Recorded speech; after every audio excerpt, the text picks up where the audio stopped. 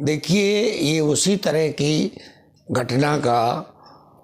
पुनः उसी प्रकार के वाक़ये को दोहराया गया है जो वाक़या 1949 में बाबरी मस्जिद के ताल्लुक़ से वहाँ मूर्तियाँ रख कर वहाँ के उस समय के डीएम नायर के संलिप्तता के साथ, प्रशासन की संलिप्तता के साथ मूर्तियाँ रखी गई थीं और मूर्तियाँ रखकर ताला बंद करके बादहू से एक आदमी के दर्शन की अनुमति दे दी गई थी। बिल्कुल उसी प्रकार की पुनरावृत्ति हुई है। ये हमारे देश का दुर्भाग्य है कि जो देश दुनिया का सबसे बड़ा लोकतांत्रिक धर्मनिरपेक्ष देश होने का दावा करता है, मदर ऑफ डेमोक्रेसी का दावा है हमारा, और वहाँ पर इस तरह के शरारती अनासिर से मिलकर प्रशासन और शासन एक धर्म विशेष को निशाने पर खड़ा कर रहा है, उन्हें प्रवोक करने की कोशिश कर रहा है। ऐसे समय में मैं देशवासियों से अपील करना चाहता हूँ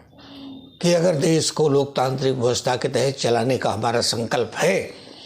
और हम चाहते हैं कि हमारा दावा ये सही माना में दुनिया में माना जाए, जाना जाए, लोग विश्वास करें कि भारत एक लोकतांत्रिक धर्मनिरपेक्ष देश है, तो फिर इस प्रकार के क्रियाकलाप की निंदा करनी चाहिए, इसके विरुद्ध में खड़ा होना चाहिए। हालांकि हमें उम्मीद है, अभी भी जुडिशरी पर हम उम्मीद करते हैं कि सर्वोच्च न्यायालय, उच्चतम न्यायालय से न्याय मिलेगा और इस तरह की शरारत के लिए कोई स्कोप इंडियन जुडिशरी सिस्टम में नहीं है। लेकिन ये सब राजनीति निग्रह किया गया है। लोकसभा का चुनाव होने वाला है 3 महीने के बाद, देश में 2 महीने के बाद चुनाव की प्रक्रिया शुरू हो जाएगी। हताशा है शासक दल की, हताशा है आरएसएस बीजेपी की कि इस प्रकार के भावनात्मक, इस प्रकार के जज्बाती मुद्दों को खड़ा करके वो चुनाव की वैतरणी पार करना चाहते हैं।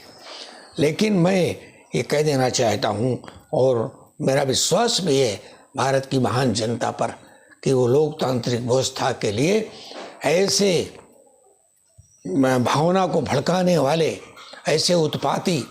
ऐसे फांसीवादी तत्वों के साथ नहीं खड़े होंगे। इसलिए कि ये पूरा निर्णय दोपहर का किया जाना,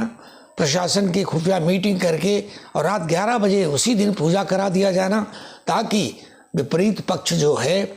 मस्जिद पक्ष जो है, वो उच्च न्यायालय में जाकर उसके विपरीत कोई कानूनी चाराजोई न कर सके। इससे साबित होता है कि जहाँ राजा ही अन्याय करने लगे, शासन सत्ता पर बैठे ही लोग अन्याय पर उतर आए, तो वहाँ पर लोगों के अंदर उत्तेजना भी भड़केगी, लोगों को गुस्सा भी आएगा। लेकिन इस एक विषम परिस्थिति में हमें देशवासियों को संयम के साथ इस तरह के षड्यंत्र कुटिलता का सामना करना है और देश को फांसीवाद से बचाने के लिए और मजबूत संकल्प लेना है।